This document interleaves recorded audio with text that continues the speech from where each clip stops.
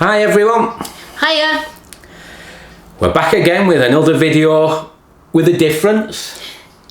I call these non-boating boaty videos. Yes, certainly do.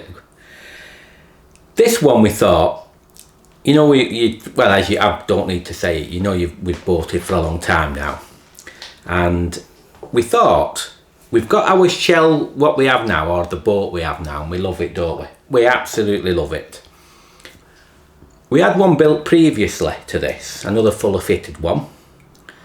And we've had one before that, part fitted. But that one we're going to leave that one out. We can do that separately. We'll do it separate because we did some of the fitting. We're going to talk about the last boat we had, which was a 57-foot semi-trad from John White's, wasn't it? And this one is a 60-foot trad by Steve Hudson. And we want to show you some subtle differences, and we're going to concentrate in this video on the shell, aren't we? Just the shell, because your shell, no matter how nice your boat is or how shiny your paint is, a good shell makes all the difference, doesn't it?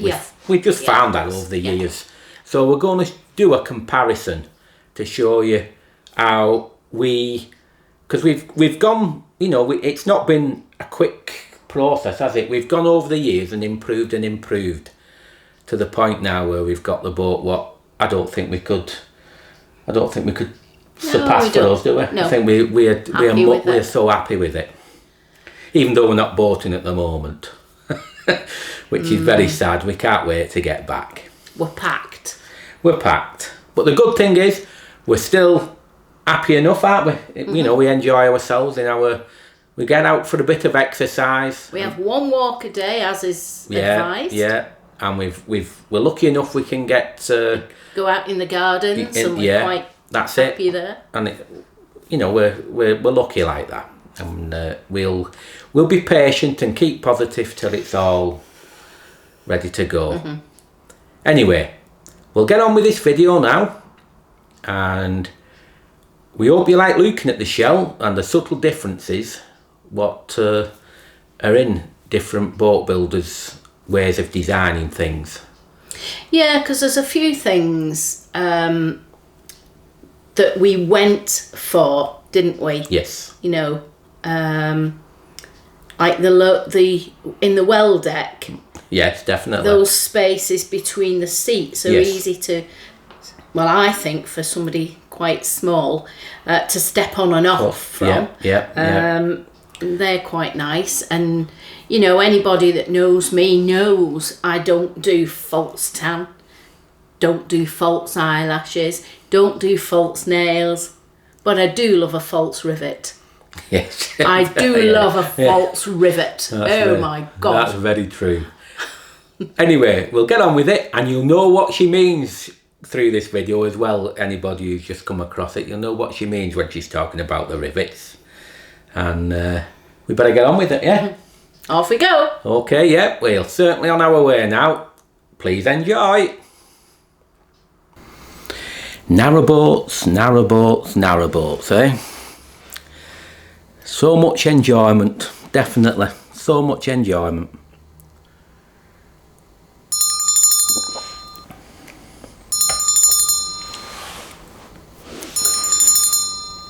Well, we have done, you know, well, you know now, we've boated for many years, and we've started on the bottom rung, as they say, like many people do, and worked our way up over the years. Now, people who get narrowboats vary tremendously. It's amazing all the various types of people who have boats. And as you know, we've got people who want to live aboard and people who want it as a leisure boat, and we are definitely leisure boaters, but we use it an excessive amount, our boat. We use it loads because we love it. Well, in normal times we do. But as you work your way through, people start off in various ways. Some want to live on a boat and they get the boat and that's it. They vary. It's a cheaper one to start off with, and they're on the canals and they love it.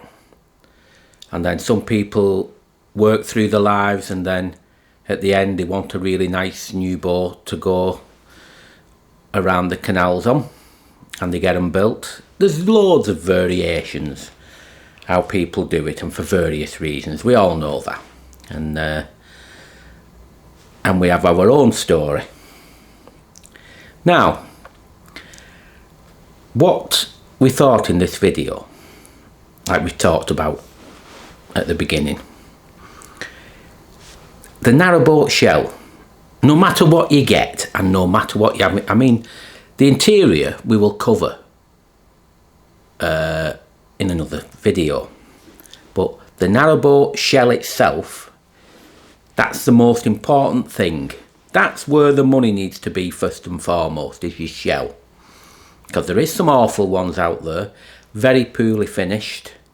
If you're paying a low price, you know, not much money, you can probably get away with it. But if you're starting to pay serious money, it's important that the shell you have is built in a decent quality, has got a reputation, and you know it'll sail better.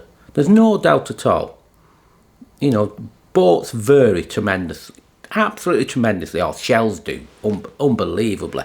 Some are just basic upturn baths, and others have got shapes and thought into what they look like. But things come at a price, and for us personally, we've worked our way up.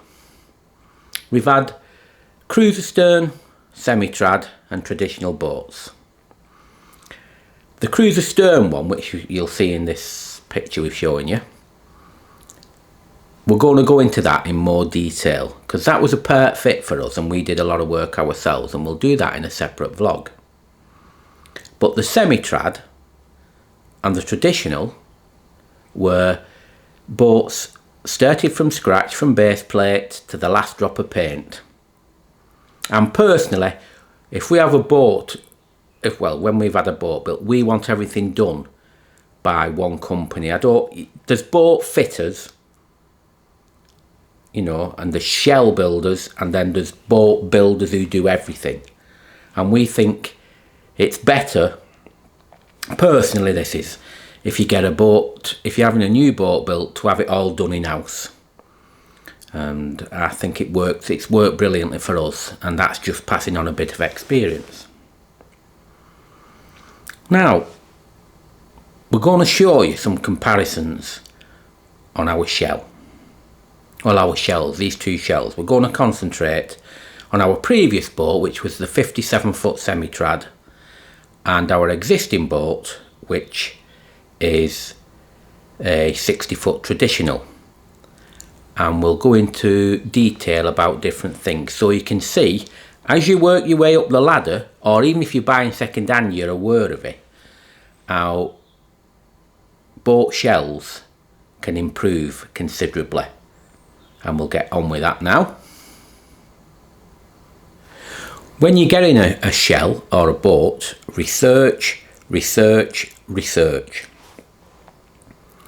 If you're not paying a lot of money, you can get away with things. If you're just buying a second-hand boat and it's not costing you a lot, you can get away with things. But don't pay a fortune for a boat if you haven't done your research, whether second-hand or new. Definitely not. You don't just buy it and that's it. You've got to do your research. Now like I said, we've moved ever so slowly over the years. We've moved up a few notches each time. And like we said, we're talking about our last two boats, the one we have now and the previous. What we did, we went everywhere, both times when we was looking for boats, because these were the full fit plate, you know, base plate to paint, and you know, to the last speck of paint. These were the full fit outs, and we wanted to get it right. When we had our semi-trad, our 57-foot semi-trad, that was built by John White Boat Builders at Garston. I'm not so certain they're still going now then, but at the time they were a good, you know, a mid-range company, and we liked what we saw. And we got great breakfasts every time we visited. We went to the Greasy Spoon and had a good breakfast. That was a bonus. But we went there and we did our research. We looked at the shells. They did loads of shells, massive, you know, wide beams, and even seagoing stuff as well. And we had a look and we thought, yeah, these are good. The mid-range, they do a decent shell, no ripples, welding seemed to be alright. And after going to many places, we chose John White's for that one. And you can have a look, as I'm talking, we've put these, you know, you'll see these pictures, these fabrication pictures of how they do things. And we'll go into more detail later of little subtle bits and that. And the same goes with our boat now. We wanted this one to be quite special. We knew it was going to be our early retirement boat. And like I say, over the years, we've worked hard and slowly but surely built up over the years to get what we get, or to get what we ended up with. And again, we did our research. We was looking at we wanted an high-end boat, and particularly a high-end shell, one with what we call plenty of metal in it. And we learned things. We'd not got everything right with it, even with our previous boat. We still loved it, but there was subtle things what we wanted to change. And we'd learned more about the design of boats again. And after going, this one took ages, after going everywhere, Steve Hudson's shells just stood out as being very, very special. And obviously we chose Steve Hudson's as our builder. That's, again, I could, you know, Steve Hudson boats were sought after, and they still are. And the only thing I've got to say now, and it's quite sad, is that Steve passed away at a very young age, really, you know, and his business stopped. So unfortunately, his boats are not available anymore, and they were second to none. Honestly, the shell was incredible. The amount of steel in them shells was unbelievable. We did a few alterations on when we picked these shells. On the John White's, the 57-foot semi-trad, the spec was base plate, which is always the thickest, was 10mm. The hull sides was 6, and the cabin sides were 5, and the roof was 4. Now, on Steve's boat, Steve Hudson's, the base plate was very thick. It was above the standard. It was 15mm, as were the hull sides at 8. Then we had the cabin sides, which were 5, and the roof was 6. No, tell a lie, it was 4. Sorry, God, sometimes. So it was a substantial build, and it did weigh a lot. But they were both lovely shells in their own ways. And like you say, as I'm talking, you're seeing these pictures. And we enjoyed both boats. We really did. And we were very happy. We've been very happy with them, but we were very happy with both. The one we have now, we just cannot envisage why we're boating getting another one, really, because everything about it just feels right. You know, you can tell it's a top end one, but I know it's hard for people to get top end boats, and it's cost a lot of money. But like I've said, it's over 43 years to get to that point for us. So I hope you enjoyed looking at some of the shell of the John White and the Steve Hudson boat, and we'll just move on to some detail in the next bit, because you can understand then why shells can vary tremendously and prices can vary. So we'll move on to that one next. As we move on, and you're looking at our two shells, what we've got, you look at what's involved in them and what little intricate details or slightly different things are make one shell better than another. One is, when you look at the shell inside, you can see how much steel work there is and the difference between a mid-range and a top end. Plus, on a Steve Hudson boat, it was the only boat builder what had a keelson, you know, a modern boat builder what had a keelson down the centre, and it just felt, well, it still does, as solid as a rock. But that's a subtle difference. The other things it is, on our John White semi-trad, we had what was called a Joshua bow, or so-called Joshua bow at the front. It looked very nice, but it looked a bit pinched, and that means a bit too much. Lots of boat builders do the same. It looks like they've got some sort of grip and pressed it in, and it's gone in a bit. It just looked a bit pinched, even though we loved it. It wasn't quite right. On a Steve Hudson boat, again, it was 100% Joshua front. It was a Hudson front, but boy, it looked lovely. Looked really, really nice. Not as pinched, plenty of shape and curve to it. And we and many other people think it looks wonderful. But some of the purists are not too keen, but the majority think it's absolutely great.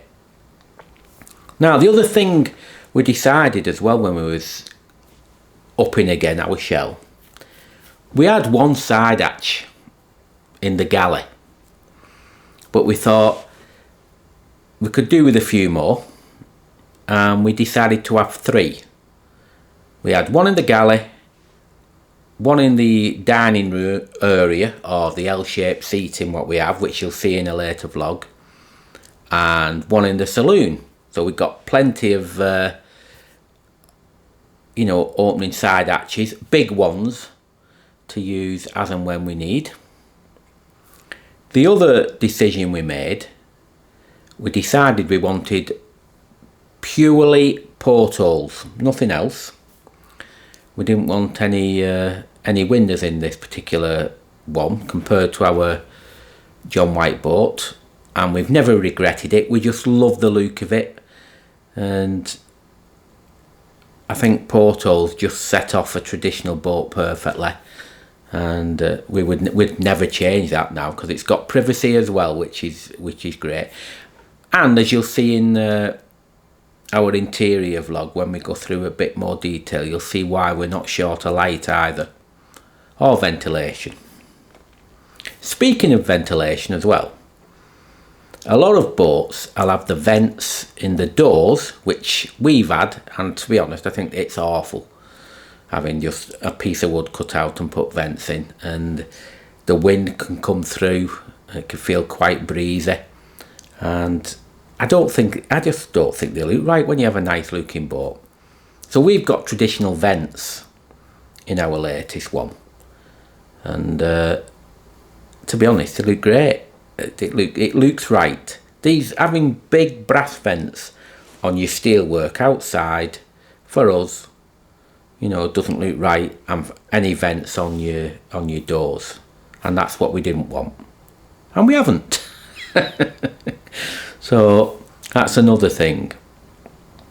Now, other little bits what we've altered, you know, what we wanted as well. We wanted a top rubbing strake to make the gunnel thicker as well. Now, there's very few boats that have any extra thick rubbing strake around the top, but that was something we added to this particular shell, and it really does make it sturdy. If anything it gives a very you know, solid clang. They don't do any damage, just a bit of scratching and all that, and that's it, and it's been really good. We also wanted some rivets, you know, that make it, they're only false, some people don't want them at all, but we thought the rivet effect just looks right on a traditional shell, and we decided to go for that.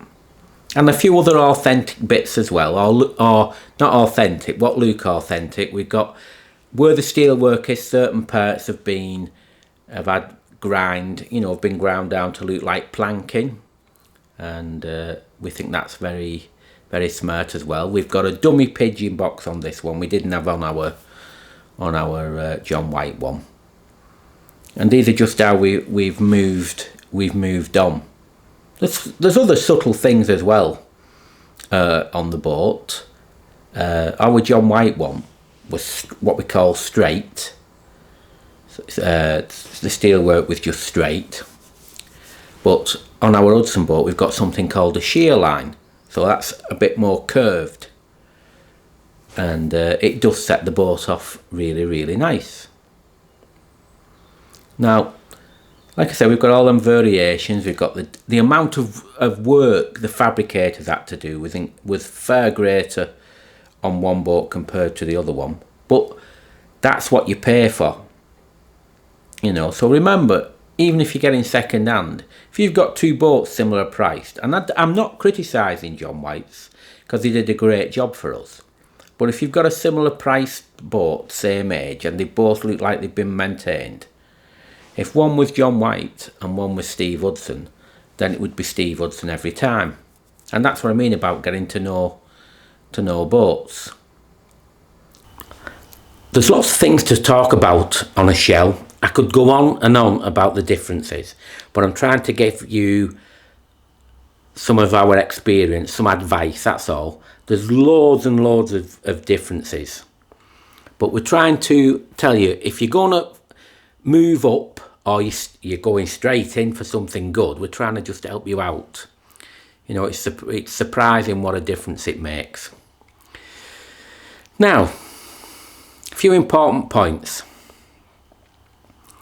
The draft of your boat can make a huge difference to how your boat performs. On our previous boats, we've always been 1'8", 1'10" draft, and that's from the water, how much of the actual boat is underneath the water. And we've always had 1'8", 1'10". But we got talking to friends over the years, and when we had our latest boat built, we wanted it to be deep drafted. I know it can be on the bottom sometimes because some canals are shallow, but it doesn't have to make a difference. It has two things what it really helps you with. One is, the more of your boat's underneath the water, the less it's affected in windy weather, because you've got quite a bit underneath, and it does have a huge impact. And if it's shallow, it's like if you've I always describe it's like when leaves fall on top of the water. If there's not much underneath and it's on the surface, it moves around very easy. Well, that's the same with a narrowboat. If it's deep drafted, it's less likely to be affected by the wind, and the boat feels so much more solid. And that's through experience we've found that out, and also talking to people. Now, another thing what can have impact is the air draft, and that's almost the opposite. That's from the water level to the highest part of the shell, not something what can move off like a chimney, but the highest what can't be moved. So that distance, what that air draft is, determines what you can do on rivers, because there's all variations in levels of rivers when you're going through bridges and everything. There's the narrow bridges, the shallow bridges in height, so you've always got to be aware of that. And the tunnels, that's all an awareness, and your air draft can impact on what you can and cannot do. But again, windy weather plays a part. If you've got plenty of your boat underneath the water and a low cabin, it's amazing what effect that has in windy weather. It doesn't affect it half as much as if you've got a shallow drafted boat with high cabin sides. And a lot of modern boat builders, mass-produced ones and that, they tend to have high cabin sides for some reason. But the more traditional boat builders tend to have them a bit lower. and it makes a heck of a difference. It really does. And that's one of the best decisions we had when we started to think about our latest boat and all the bits and pieces we wanted with it. And it's a massive difference, it really is. So be aware of that. The other thing, just before we go off, or before we summarise, should I say, because Bernadette will be with us then. The other thing is the swim of the boat. Now, again, a lot of these modern boat builders now, boy oh boy, they don't think about these things. They have a short swim, you know, at the front and back. The shapes are not thought about that much, and that's why I say a lot of boats are just like upturned baths. You take if you just put turn them upside down, and the hull would just be like looking at a bath, what I call shapeless. But a well-built shell, they think about that, about the swim. You know, you have the, it's like where the cabin finishes, they say that's when your curve in should start for the swim underneath, you know, underneath the waterline. You've got the stem and the stern. Now the stem post is directly at the front of the boat, and it curves in towards that different ways. If it's just a big bulky curve, you know, just curves in and it's got nothing to help it through the water, it's going to be, you know, it gives quite a wash, and it impacts how easy your boat's controlled, definitely. But the main one is at the stern. You need that to be long to have full enjoyment out of a narrowboat. 100%. The longer you can have that swim, the better. On our boats, our other boats we used to have, we've had 10 foot, 11 foot swims, but this one is, I think it's just over 18 foot, and what a difference, what a difference. Get your shell right and your boat enjoyment increases incredibly. It really does, and I'd recommend that to anybody. Think about your shell. You don't just go and buy the glossy painted boat. Think about the fabrication and how it's done. That's just another little tip for you if you're thinking of going down the road of getting either a new narrowboat or a second-hand one. Your thought patterns have to be the same, they definitely do. So I hope you find that part helpful. That's our shell, just the basics of it. That's why we chose over the years to go up to that point, and we now have it is the boat of our dreams, and the shell was such an important part. So I hope you've enjoyed seeing those bits and pieces. I know remember it's our choice.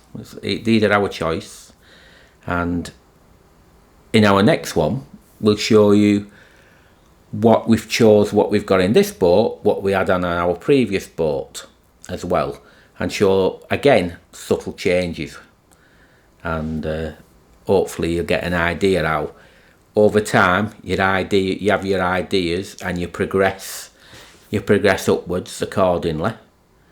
And like I said, now sadly we can't boat at the moment, and we're missing it. We are missing cruising around, because it's just something we love over summer. Yeah, and we're missing them pubs as well, I've got to be honest. Anyway, I hope you enjoyed seeing that part, and now on to me and Bernadette.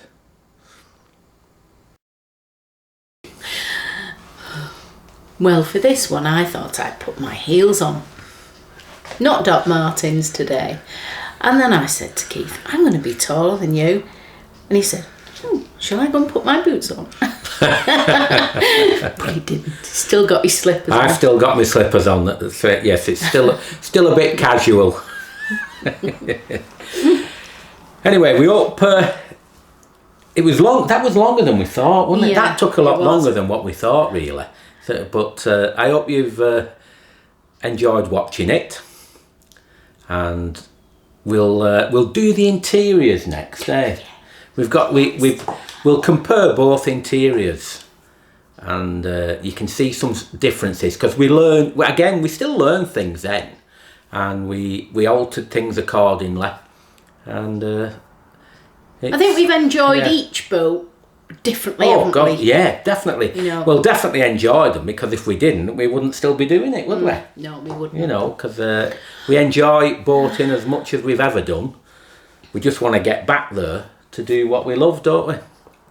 But as we've said, we've all got to stay patient and carry on regardless. Definitely have to do, and just try our best to do our little bit.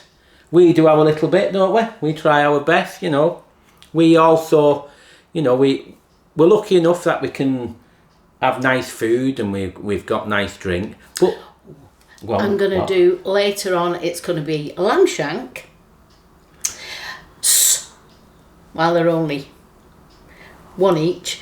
And I'm going to do them in rosemary, red wine and rosemary, I think. Yes. Fancy that? Yes. Roasties.